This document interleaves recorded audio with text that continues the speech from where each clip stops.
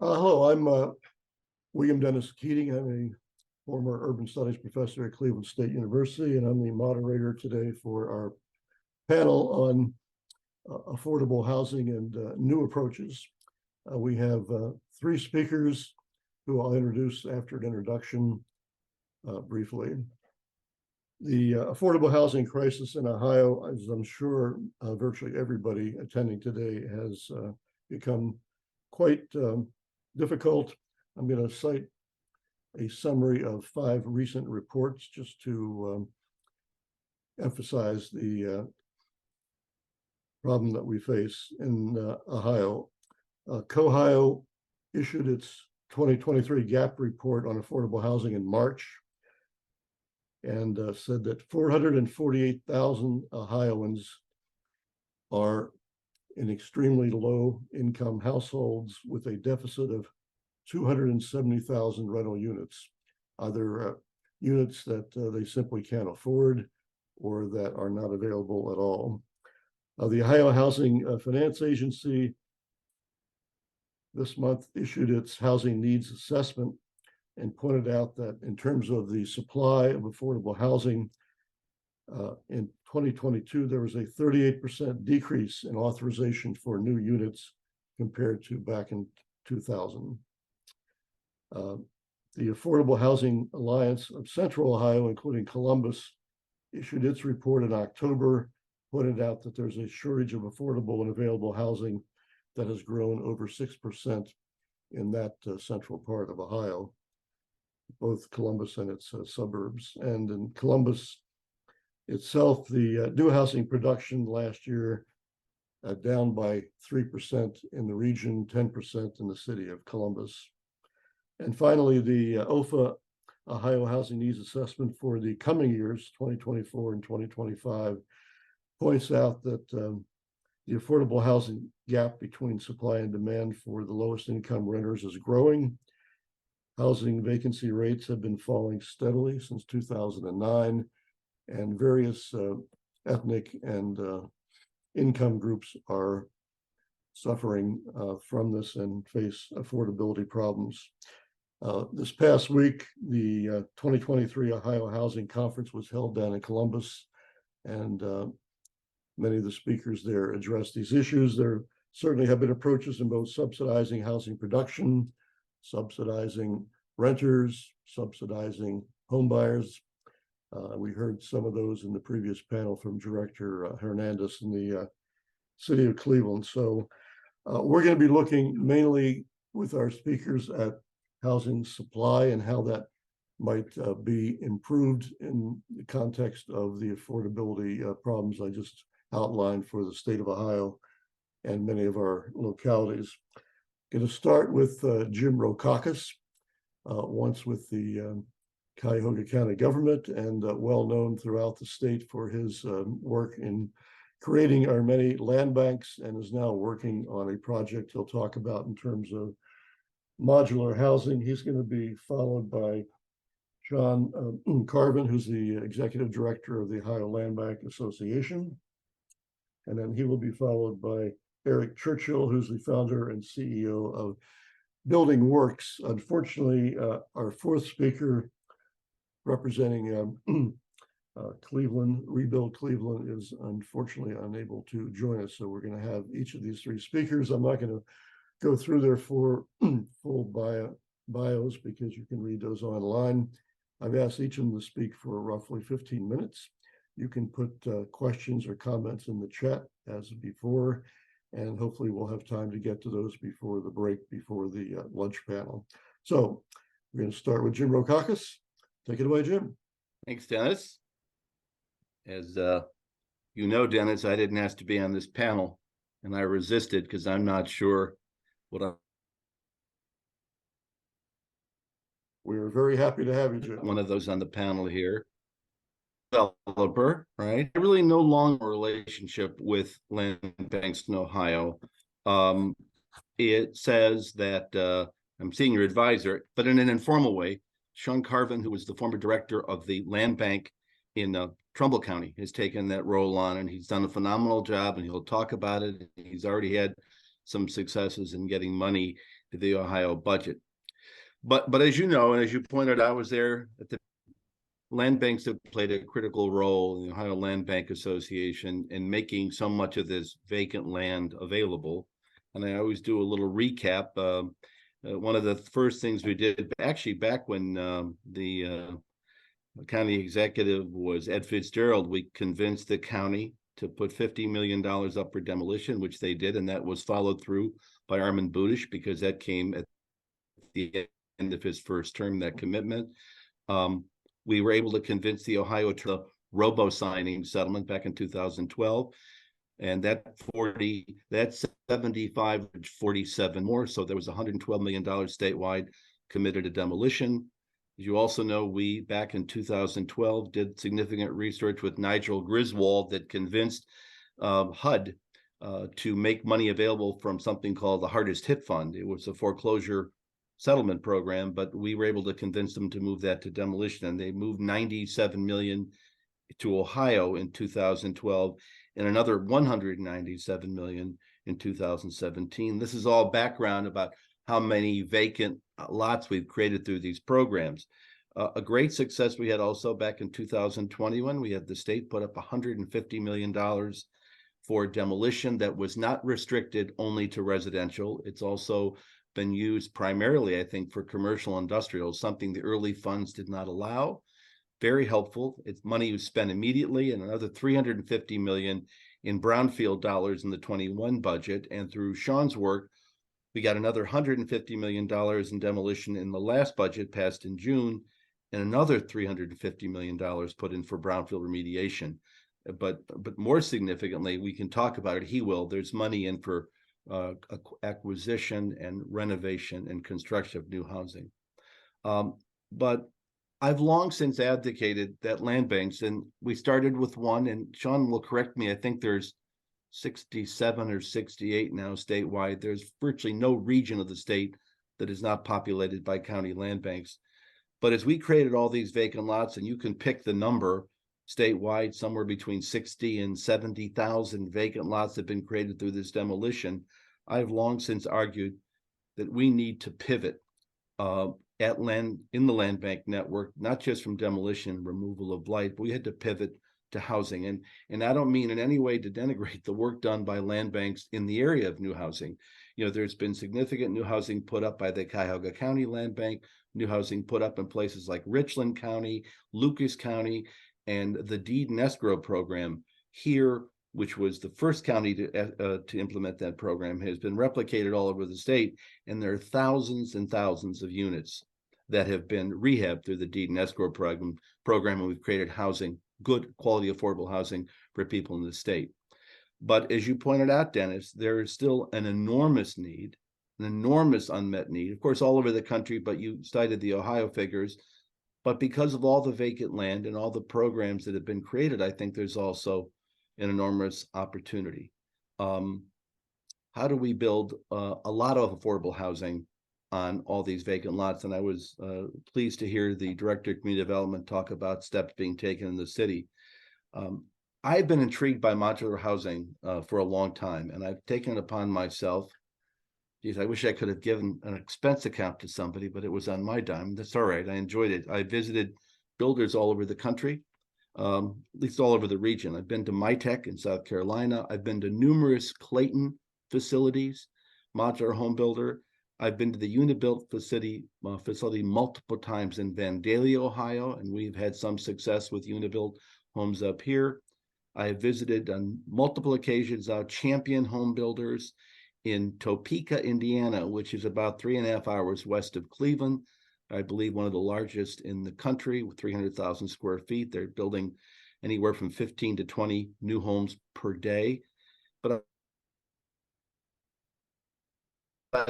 in Pittsburgh, there's a couple of, there's three actually there, housing, Penn West and Colony, and they are smaller operations that build really quality, affordable housing. And I visited them in particular because they're especially close to the eastern part of Ohio. We have land banks, and since transportation can be an issue, I thought that might be worth visiting. So I've also in this process, because I know so many from my days as treasurer and just because I've been around a long time, I've talked to builders, many builders, large builders, small builders, medium-sized builders, people who build housing, people who like Pete Snavely Jr., who does not just housing, but apartments and commercial buildings.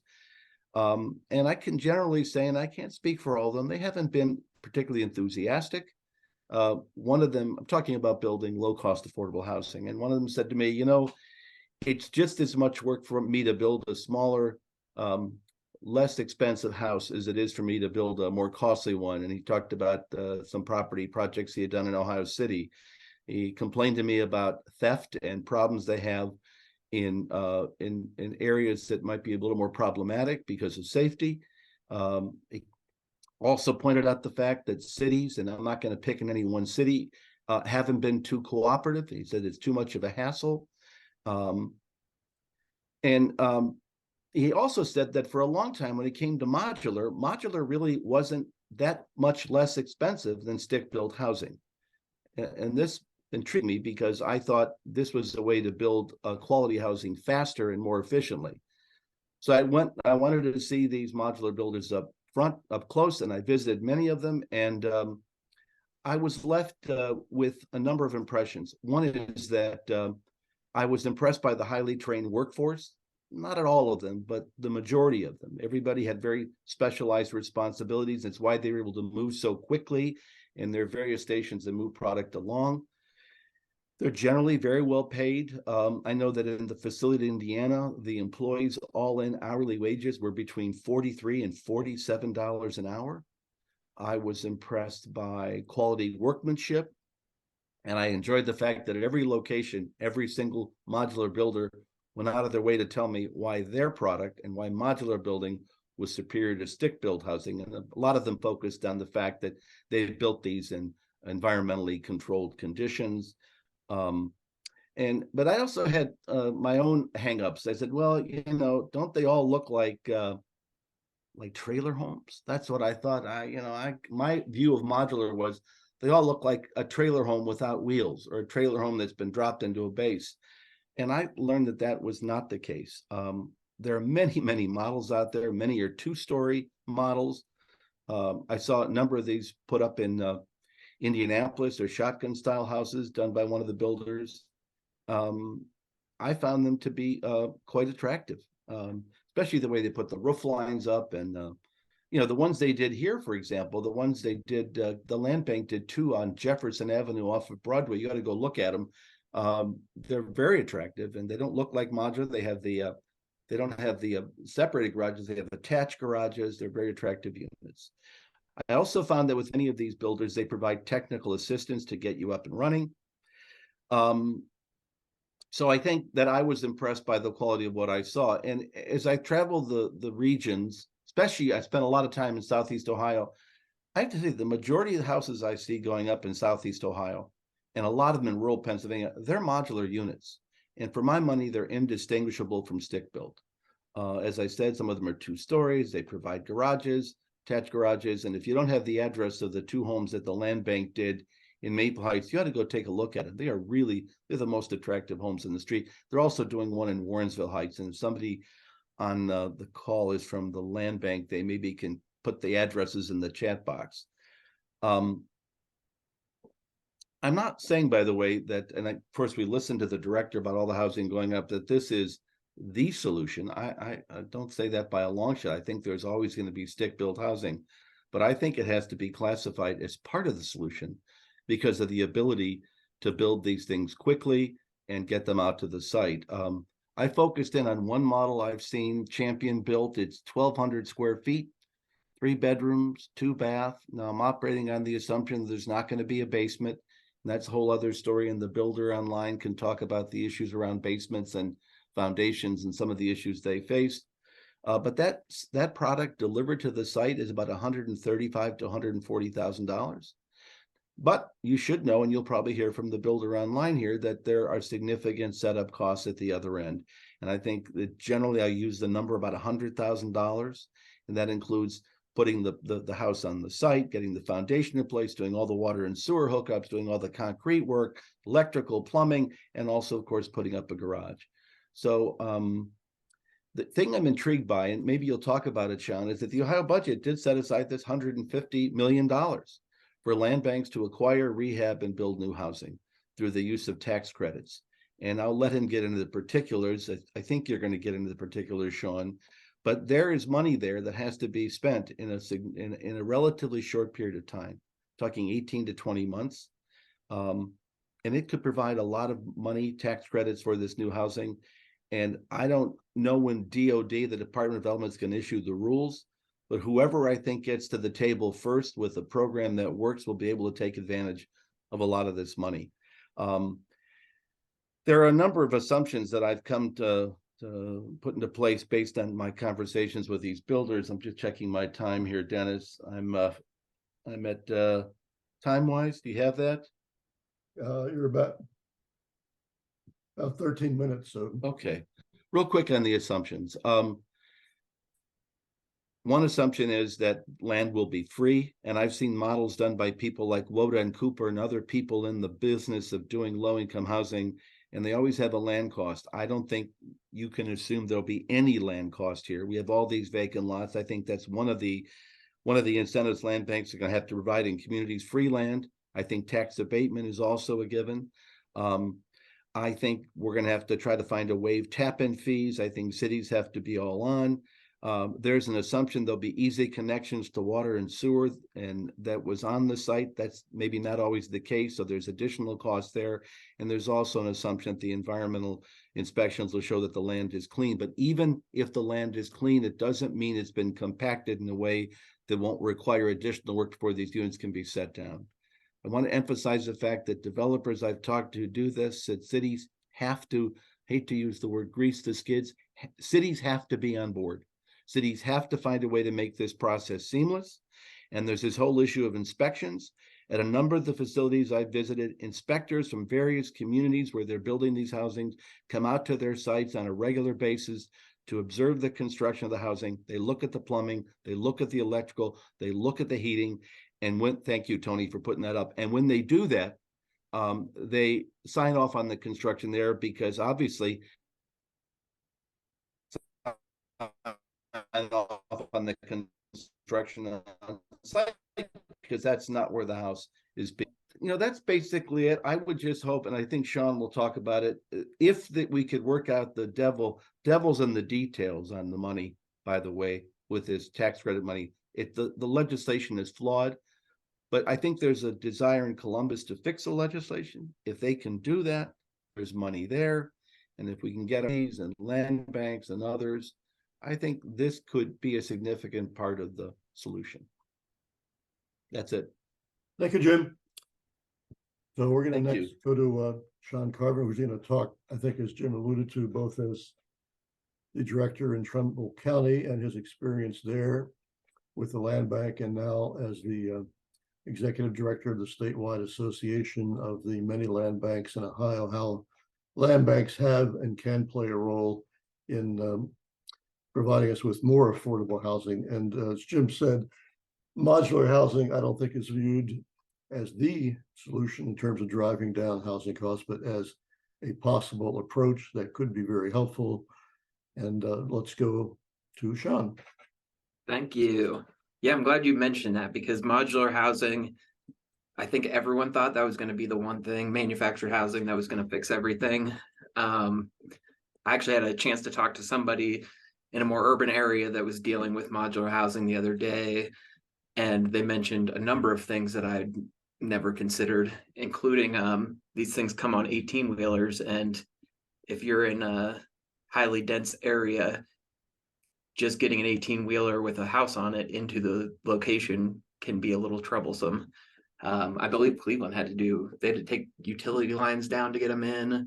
So there is some considerations, and I think including modular housing, structural insulated panel, maybe one day 3D housing. I was in Austin, Texas 2 or 3 weeks ago and got to visit the fully built 3D house community. I think it's the first one in the United States. Slightly different model. They were building them they were running about 350 to build, and they were selling them for like 750,000. Obviously, Austin's market's a little different, but still interesting. And there's a group out of Columbus that's doing some research on 3D printing with OSU Pantheon builders. So maybe we'll see something come out of that. So I'm Sean Carvin, obviously, Ohio Land Bank Association. I did spend a decade at Trumbull County Land Bank as a director. So I started pretty early in the land bank work, and have got to see this shift. As Jim mentioned, we've really been looked at as demolition entities for a long time, because that was a lot of the work that we did statewide. Jim was very successful in getting a large amount of money for us to address the housing issues, the blight. There was too many houses and not enough people, so something had to be done. We had to remove the worst of the worst to begin even thinking about rebuilding these neighborhoods. So over the past, land banks have always been involved in housing, but over the past 5-6 years, you've really seen that increase a lot, and that obviously is evident once we see the state budget this year, where they put the $150 million in for the Welcome Home Ohio program. That program is the one being ran out of Ohio Department of Development. They also invested $200 million into OFA's single family tax credit program. And both these programs are really the first time they've invested in specifically home ownership, affordable housing. So it's not all these properties are going to homeowners who are going to live in the properties. So that's a newer program. Obviously, with new programs, there are some kinks that need worked out.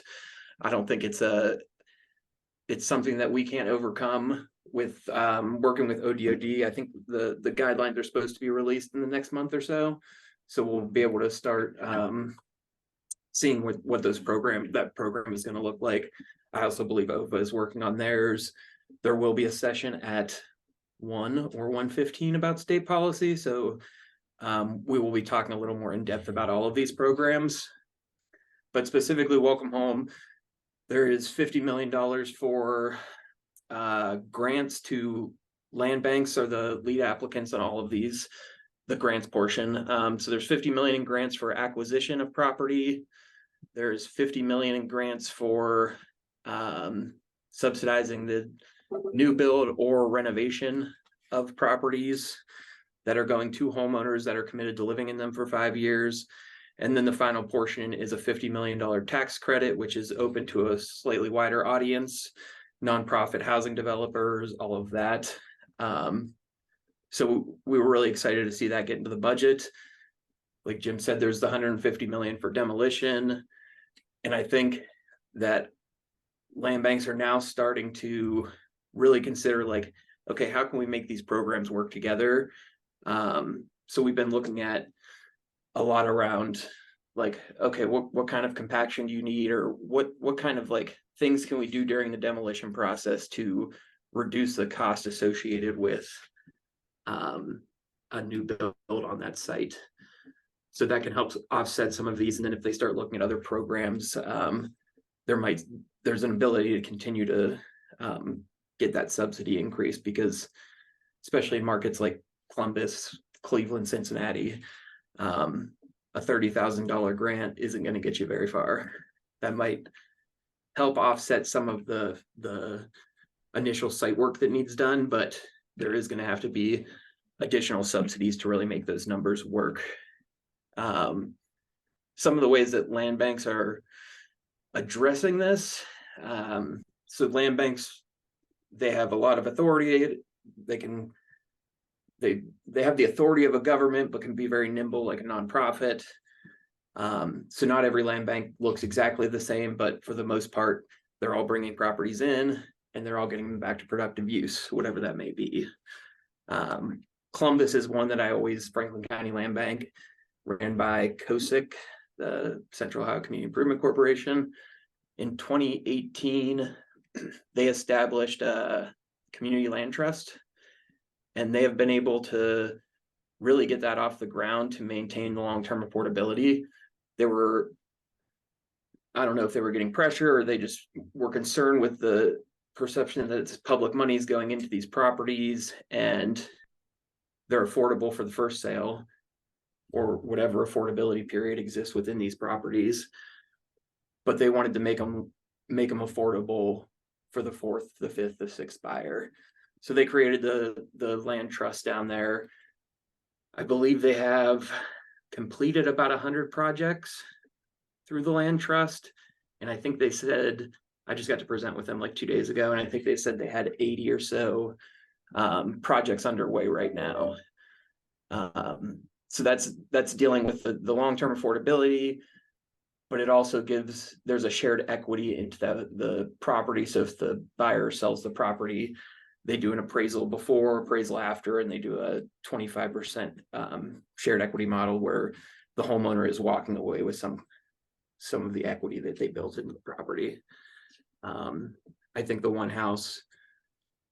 only one house is sold through the program, but they said that the homeowner walked away with about $50,000 in equity in the house after 5 years. So they're able to continue building that wealth and move on to their next home. And then again, that property is staying in the affordable housing realm.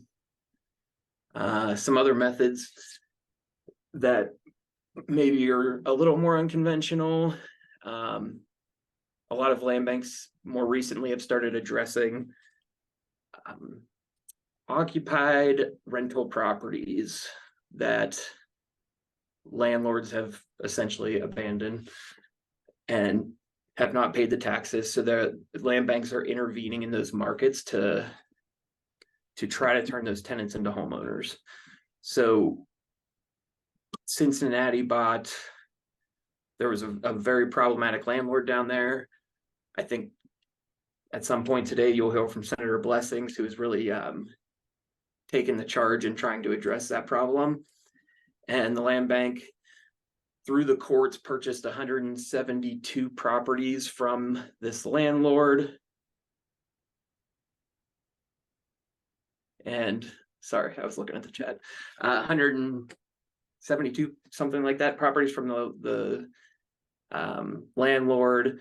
Some portion of those were occupied, so they're working on doing the needed renovations because these properties were not cared for, and then they are looking to get the current tenants into a path to home ownership. So those are like some of the methods that land banks are using. And then obviously, I think Jim mentioned the deed and escrow program, which is a program where the house is sold as is, and then the buyer is putting the investment into the property. This is a staple of land banks across the state. It allows them to sell the property cheap because they're getting it rather cheap because of because they're acquiring generally through a foreclosure or donation or something in that manner. And the buyer is investing $20,000 to $30,000 into the property, purchasing it for $7,500 to $15,000, and they are getting a free and clear title at the end of their renovation. This program has produced about 5,500 homes throughout the state of Ohio. That's outside of the land bank's new builds and all the other work they're doing, in-house renovations. Specifically, deed and escrow has produced about that many. A lot of people, because part of that process is that the buyers have to come forward with proof of financing, so they have to be able to show that they can purchase and renovate the house. When we first got into this in Trumbull County, we were always concerned that who's going to be able to come up with $20,000 or $30,000 if they're looking for a house in this market. And I was pleasantly surprised that many people can figure it out. It wasn't a matter of them doing the work. It was, they would cobble together, their mother would lend them money, their grandmother, they had X amount in their 401k, they had money saved up, whatever it may be. In Trumbull County, we did 500 of these, and everyone came to us. We get to be a little more lenient on the I'll call it an underwriting process to determine if they're able to do the house. So we can, like, very early days when I first started, I was 23 and came out of the military as a meteorologist. So I had a ton of experience in housing. And we the first like 5 houses I sold, I'm gonna say they were questionable about the proof of financing we got. I still remember one guy, and he still lives in this house. I actually really get along with him, but he came in with, well, first his name was Captain Bones. That's all I wanted to be called. And he came in with a piece of paper that was like ripped in half, and it was from his employer that said he makes this much money, and I'm going to hire him to do some work at my house for this much. And I was like, well, I mean, this guy seems handy. He could probably do it. And luckily, he sure did. So we were really excited about those. But all that to say, my time's running near, so I will close it up and just saying that beyond just land banks doing this work on their own, a lot of their work relies on collaboration with other organizations, Habitat for Humanities, nonprofit CDCs. I mean, any organization out there that's doing housing, a land bank is going to work with. It's just continuing to further their mission. And with the amount of properties, like Jim said, there's tens of thousands of vacant lots. So the land banks are always looking for new and innovative ways to put these houses together, or get these properties addressed. So with that, we'll be around to answer questions after. Okay, thank you, Sean. And as Sean mentioned, the Columbus Franklin County Land Bank has established a community land trust, and we did a forum on that in the past featuring that particular community land trust if you're interested in learning more about that. Our third and final speaker on this panel is Eric Churchill. So Eric, please talk about your experience in your firm and its work. Thank you, Dennis. We'll share a screen here. So I appreciate the opportunity to speak with you all. I'm the founder and CEO of Building Works. We are a design build team for architects and contractors that specialize in prefabrication and mass timber delivery.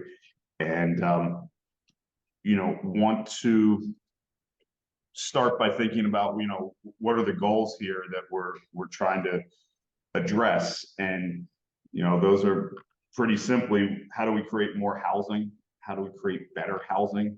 How do we create equitable opportunity through housing? And passionate that with more equitable housing comes more equitable opportunity. And so, how do we create more housing? Well, we got to go faster, right? That's the short part, one of the pieces of that. How do we create better housing? We need it to be higher quality. We need better indoor air quality. We need to use a lower carbon footprint. With those two things, more housing, better housing, that's what creates the equitable opportunity. And if we can look at the supply side of the housing market, I think we will find a lot of opportunities to create that more that better future of housing for Ohio and nationwide. So how do we get there? Well, to go faster, get better quality, use less carbon, we need to address both the process side of multifamily housing, and we need a better product. I learned that this is not an Albert Einstein quote, often misattributed, but the definition of insanity is doing the same thing over and over again and expecting different results. Our housing industry and our architecture, engineering, and construction development industry is plagued by, let's just do the same thing again, but this time we're going to hope that it's faster, cheaper, less risk. And we've seen over the last 40 years that that's really not true. We aren't getting better as an industry. And so we have to think about new methods of process and product to get us there. So Building Works was established to address those problems of both process and product. We have experience in global prefabrication delivery, from the tallest modular tower in the world when it went up for shop architects next to the Barclays Center in New York, to working on prefabricated buildings in India, to working on modular housing, multifamily modular housing out of Pennsylvania, working with bathroom pods. We have a lot of experience in the design and detailing of prefabrication. We have experience in building big buildings here in New York, renovating projects, and we try to marry those two elements into a cohesive vision of how to think about vertical integration in our industry so that we can go from design to engineering to detailing to fabrication to installation in as efficient a manner as possible. So to get to that process of product improvement, the business as usual model is really kind of frightening when you think about it in some ways. Each project is essentially a multi-million-dollar prototype. You're bringing together new people, new teams on a new design, and you're going to try and turn it in on budget, on time. That's an incredibly difficult task, and that's why so many projects fail in those regards, is because to build a prototype is really hard. And business as usual is each project is entirely unique. But everybody loves the proven and redundant supply chain that is in the construction industry. We know where to get 2x4 studs from. We know that there's a lot of people that provide them. We know that you can bid out your concrete to multiple people. And if your preferred concrete vendor fails, there's somebody else to back them up. There is a lot of reliance in the business as usual model on materials with high embodied, that should be embodied, not embedded, carbon, steel, concrete. I don't think I need to go into kind of the percentage of the carbon in the world that is used in new construction and that whole story, but buildings and building operations account for about 33% of the carbon that is used worldwide. So when we look to a prefab design build, trying to address both the product process and that product is, can we think of each project as an instantiation of an existing team and existing technology rather than this prototyping? Can we find flexibility in prefabricated parts that are configured to a site and the context and make it appropriate in scale, make it appropriate in context that's happening, but at the same time realize the economies of scale that come from reusable elements? And can we still use a proven and redundant supply chain? One of the issues with multifamily modular housing, different from some of the modular housing companies that were talked about at the single or two-family house size, but multifamily modular, you're asking a very unique entity to build a very unique project for that site. And so we want to look at materials that can be prefabricated that do use a lower carbon content, such as recycled steel and mass timber. And so what does this look like? We're passionate about looking at these proven technologies. None of these things that I'm highlighting here are new to the building industry. What we want to do is bring them together in a very sensible way.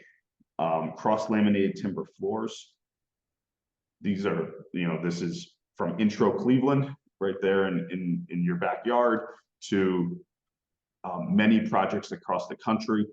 All of our projects in our office right now are having mass timber elements to them. It's a very fast growing niche. Cold formed metal stud panels.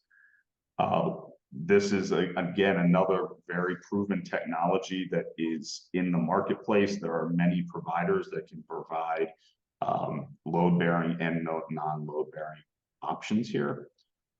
Bathroom pods and kitchen pods. Again, this has been around in North America for 20 plus years, is delivering bathroom pods, and there's 10 companies that we can go bid this out to tomorrow. And prefabricated MEP components. This is a fast growing piece of the prefabrication industry. There's a number of companies actually in the Midwest that do this very successfully. Rough and Ready is a company for prefab electrical components that is in Indiana that I love. And there are a number of ways that we can think about kitting these so the assembly on site goes faster. And so if we put these pieces together, we can imagine an assembly of multifamily. This is obviously a diagram where it starts with the floor. You can add the load-bearing stud walls. There's no redundancy of post and beam. You're using the wall itself as that efficient structure. The facade panels can go in, so you can start to dry this in faster. Your non-load bearing partition walls go in. You can drop your bathroom pods in because your floor is open from above, which is much easier for setting bathroom pods than sliding in on the concrete deck. Your kitchen pods, your MEP trays, and we can repeat this system, and we can pancake this building up in a very natural progression. So I know this is Ohio, but I wanted to highlight quickly what's happening in New York. A lot of the questions that often come up are about code. These are 3 projects that are currently in different stages of design and development in New York City that could have been built exactly with that system that I just showed as of right, as of code, and New York being one of the most restrictive places to build in the country. Ohio is about to adopt, or it has adopted, is about to go into effect on March 1st, the 2021 codes, which will establish 3 additional categories of type 4 construction, from type 4A, type 4B, and type 4C, meaning that this technology or similar technology utilizing mass timber, you can build anywhere from 8 stories all the way up to 18 stories in type 4A construction. So we think that a system like this, as compared to site cast concrete, that 6 to 10 stories is a very realistic opportunity to achieve those initial goals, which is faster because we're repeating parts. We're not spending as much time in design, not spending as much time in detailing and engineering. We're utilizing that set of components. And that's realizable because the business model and the process that goes along with that is different in design build. And you have one team that's carrying it through the entire process. We've all experienced, the kind of the throw it over the wall mentality that happens so often in our industry.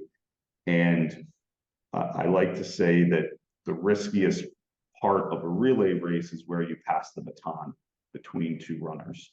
And it's the same thing in design and construction. And anytime where you're passing information between different entities, that's a risk.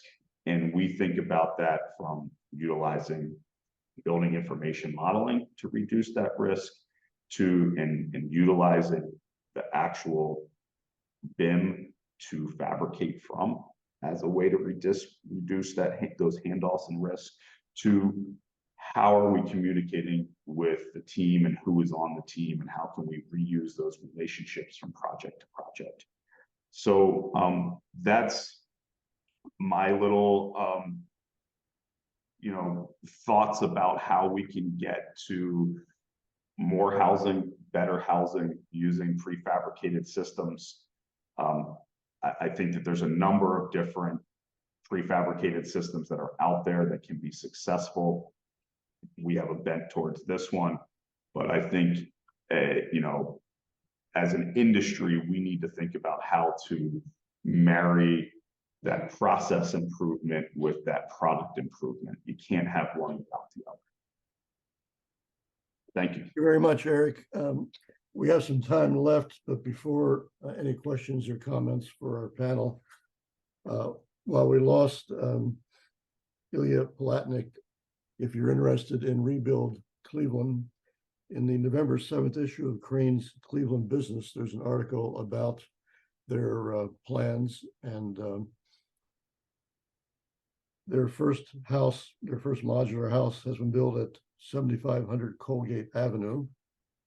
And the article says that through the City of Cleveland Land Bank and the Cuyahoga Land Bank that Jim was instrumental in creating, they've acquired lots for an additional potential 64 additional homes in 3 Cleveland neighborhoods. So you might want to look to them for the future of more units appearing in Cleveland. The ones that Jim mentioned, built by the Land Bank in Maple Heights, are also worth looking at. And we did have a chat entry that gave you the addresses if you're interested.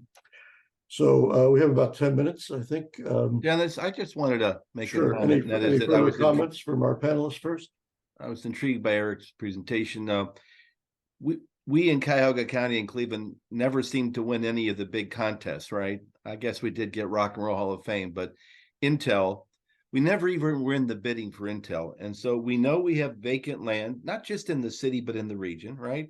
We have this overwhelming need for affordable housing. And I've asked a couple of the developers who do this. I asked the people at Clayton, I asked the people at, I think it was Champion, is what would it take to bring a facility to Northeast Ohio? What would it take to have a facility here cranking out housing? Instead of shipping it in from 100 or 200 miles away, you'd be making a 4 or 5 mile journey. And I've talked to people at Jobs Ohio, and I've actually had a conversation, geez, I hate to name drop, with Mike DeWine once.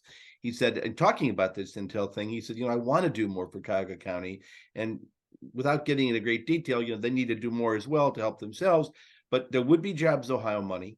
And if we could prove there's a demand for this product, we know the demand is there, and that we can successfully get these houses located, why not build one of these facilities right here in Northeast Ohio? Why not build, Champion does, they said 15 to 20 houses a day, a facility here that cranks out 1,000 or 1,500 units per year, not just to service Cuyahoga County, but clearly there's a great demand, Sean, as you know, in Trumbull and Mahoning. And for that matter, the facility could be in Trumbull and Mahoning. It'd be a lot closer to Cleveland than Indiana or Southwest Ohio. But just something to think about. And I know that both the county executive and the mayor are interested in modular, and they're interested in putting a lot of housing up. Think of how wonderful it would be to create a partnership with banks, Jobs Ohio, the trades right here in Cleveland. I told you what they're paying a Champion, $43 to $47 an hour. It's an interesting way. They have a formula based on productivity and the amount of product they're getting out. But I think we could be competitive and offer the jobs to people locally, and then offer houses here in Northeast Ohio. You think about the Sears Roebuck kits. Remember, Eric, were those, I don't know, teens, 20s, a long time ago? Those are landmarks today. To be able to get into one of those Sears Roebuck kit houses, boy, and there's actually an association of owners. Am I right on that, Eric? Those were. Yeah, I mean, one of the reasons why we love stud frame walls is precisely that. I mean, the stud frame wall was invented in the 1880s. And then they learned how to panelize it, right? You put it on the back of trucks coming out of, and you can order it from a catalog of the Sears Roebuck catalog. But it's an incredibly efficient way to build. It's a vertical member a 2x4 every 16 inches, and you put a layer of sheathing on the outside, and you have a brace frame. And on low-rise construction, I love that, right? And that's why we think about our load-bearing walls as stud frame. But the less material you use on a project, the more sustainable it is, right? No matter how effective the wood versus recycled steel debate is, use less material. And we would love to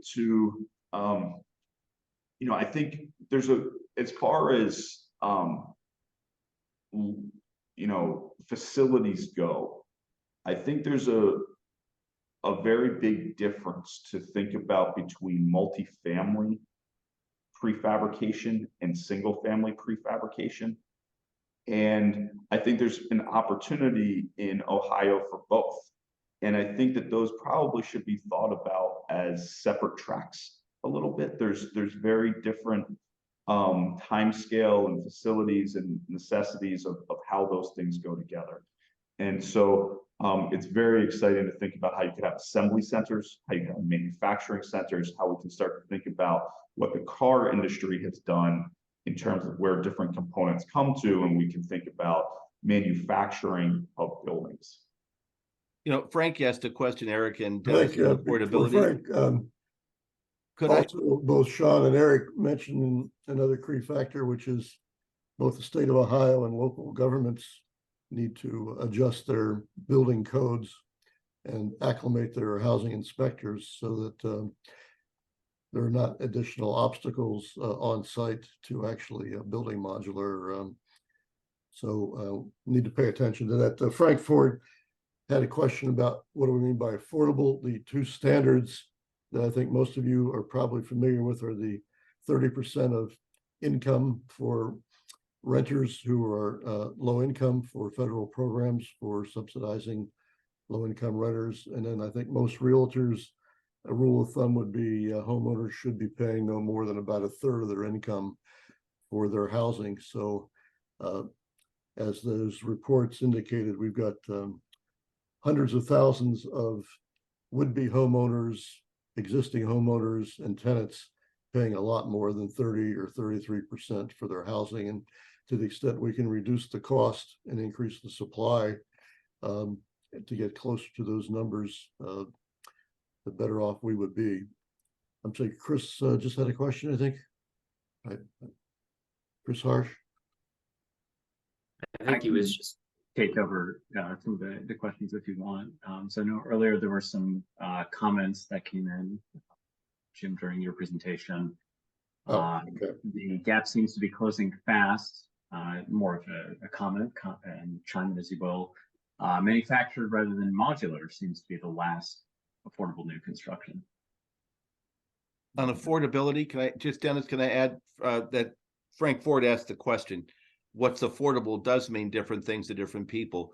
One of the things we talked about with Sean and others, and just thinking, wouldn't it be great if we can keep a payment on one of these down to under $1,000 a month? Now, there are tools in other parts of the state that aren't available here.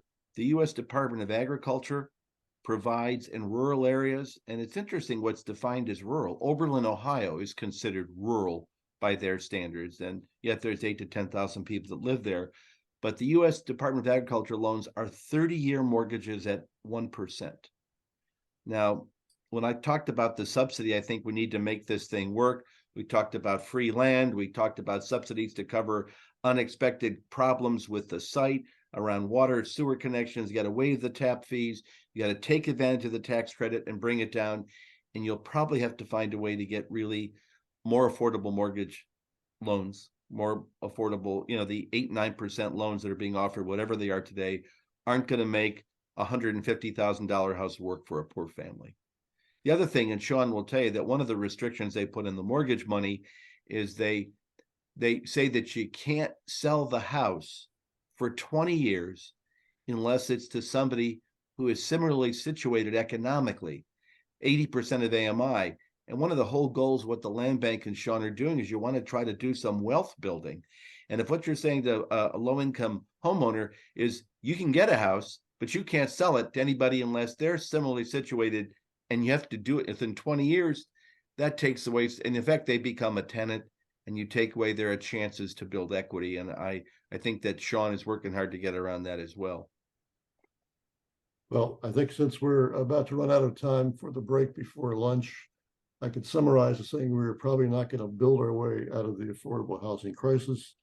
But I think the suggestions from your 3 presentations are, with land banks, with the emergence of more modular housing, at least that would help make a dent in the need for a supply of more affordable housing by whatever standard we use for affordability. So I want to thank Jim and Eric and Sean for their time and presentations.